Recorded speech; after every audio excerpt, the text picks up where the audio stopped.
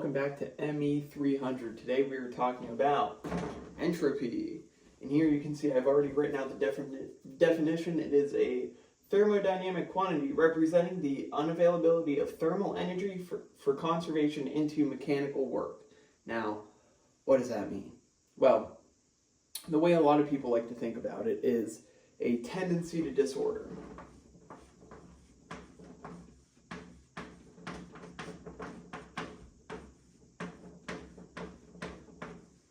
So, if you think about, let's say, a block of ice, let's say. So you have a 1 pound block of ice. Inside that block of ice, you'll have many small atoms very close together, inside of there, all packed together. Well, if you were to take that same block of ice in that same container here, very structured, very, where they aren't dependent on the container for their shape, things like that. If you were to move that into a liquid state, all your ice cubes, or, well, at this point, all your liquid water would settle at the bottom here. It's still relatively tightly packed. But, dependent on their container for their shape. So, moving on, getting to a gas.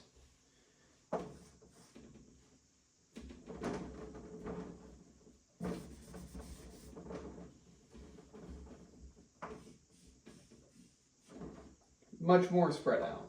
So now they are also dependent on their container for their volume as well as their shape, if you want to explain it that way. So here you can see a very structured, ordered situation where you have a block of ice in that same volume, in that same shape, and it won't move. Now, if you leave it in a room hotter than the ice, it'll become a liquid where it is dependent upon that shape of the container to control itself, but it will always have a consistent volume. And then you get to a gas where it is both dependent on the container for its volume and for its shape. Now, let's connect this back to entropy more specifically. So, what entropy essentially says is that if you leave something, it will work towards a less ordered state. Now, let's connect this back to mechanical work. So, if we refer back to our definition, it is the unavailability of thermal energy for conservation into mechanical work. Okay. So let's think about that a little more specifically here. Let's say you have a turbine that you're using. So,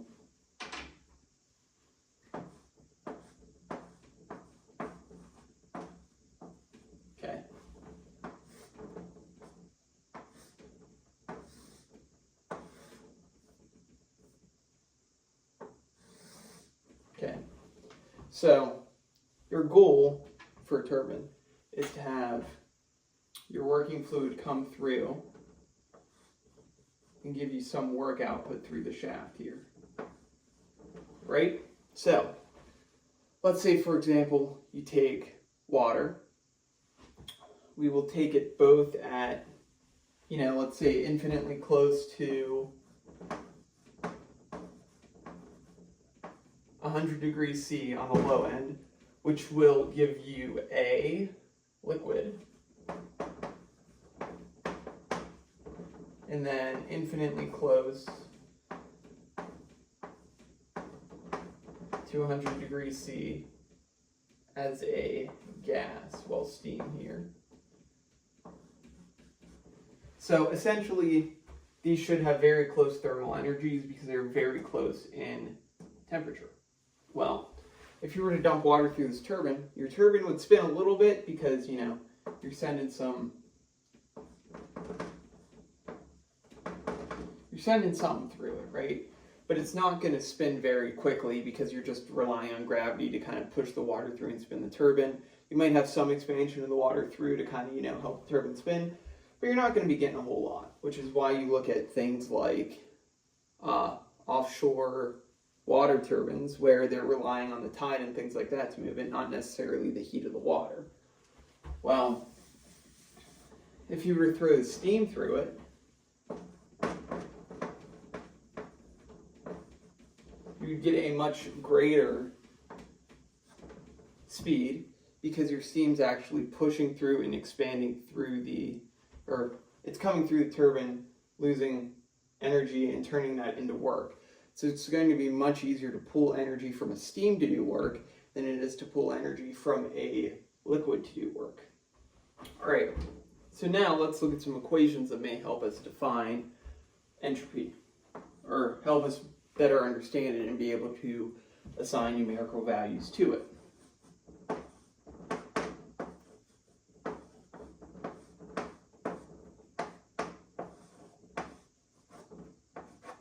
Okay, so here delta S is your entropy, or rather your change in your entropy. Delta Q here is the change in heat.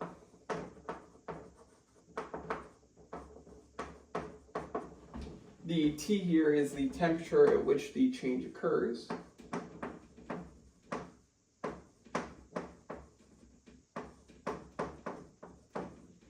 And this term over here describes your irreversibilities in your system.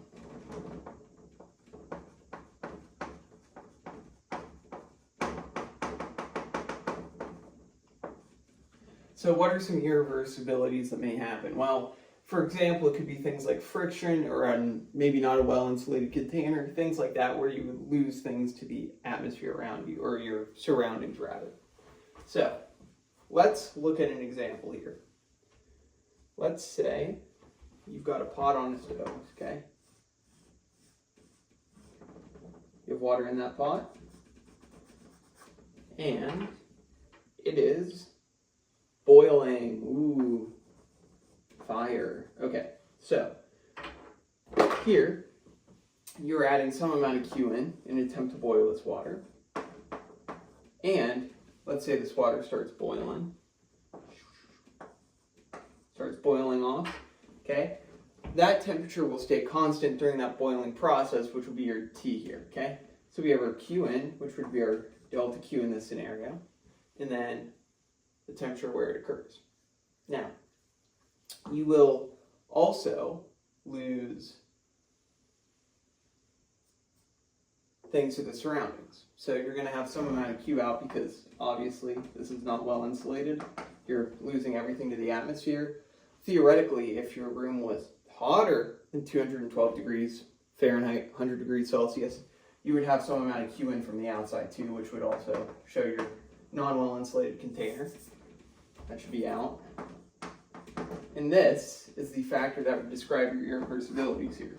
So in this case, you're adding some amount of delta Q in over your temperature where this occurs. For water, it is 100 degrees Celsius, which would describe your perfect reversible delta S.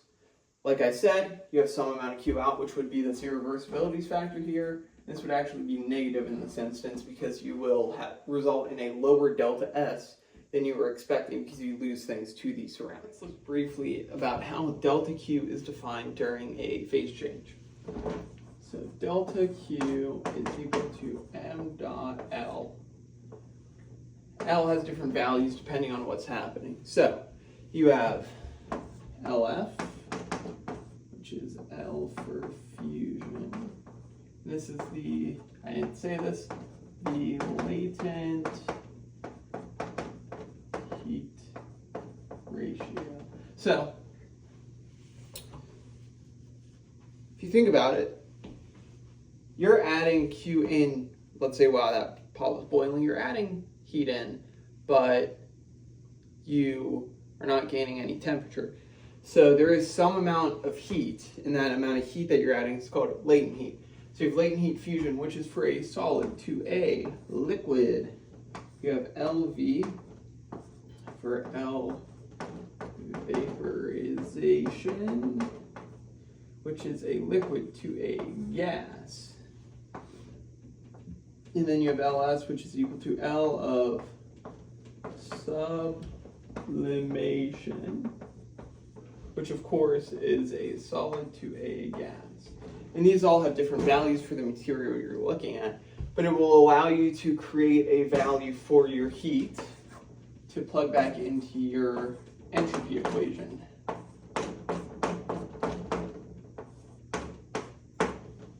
Then, from there, you can solve that out, get yourself a numeric answer. All right, so here we have the thermometer, insulated container, in glass with ice. So now that's reading 0, we will weigh the ice.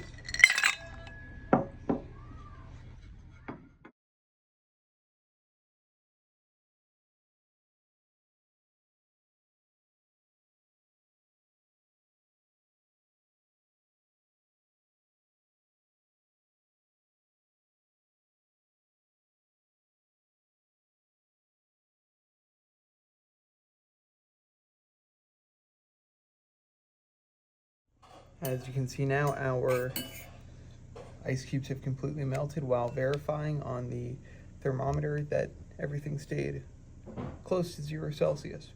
So let's take a look at some of the equations we used and how they can be applied here, or some of the equations we looked at earlier. So, just start with some assumptions that it was a well-insulated container.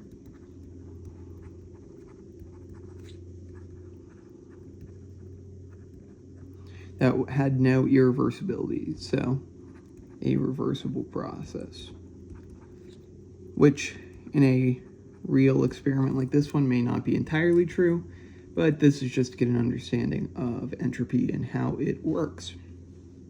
So let's recall some equations here. Delta Q was equal to M times LF. Delta S here as a reversible process is equal to delta Q over T. Let's recall our given values. So we can say that the temperature where it occurred was 0 degrees Celsius, or 273.15 Kelvin. We can also recall the mass of the ice cubes was 33 grams, which is 0.033 kilograms. And we know our LF to be equal to 334 joules per gram, which would be equal to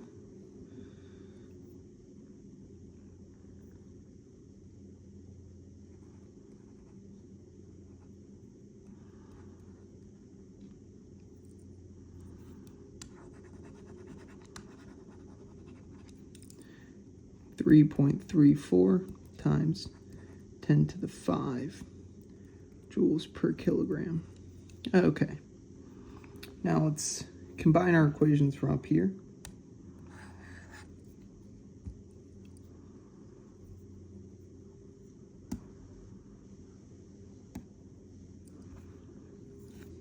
And we can say that delta S is equal to M times LF over the temperature where it occurred.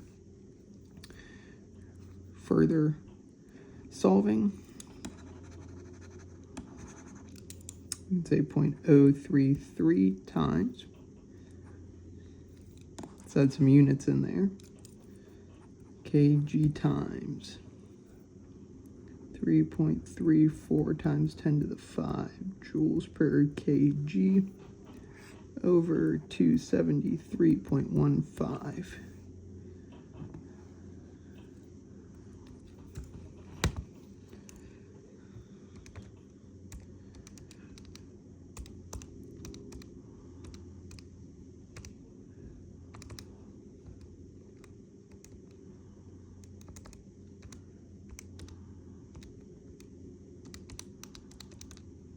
To be 40.351.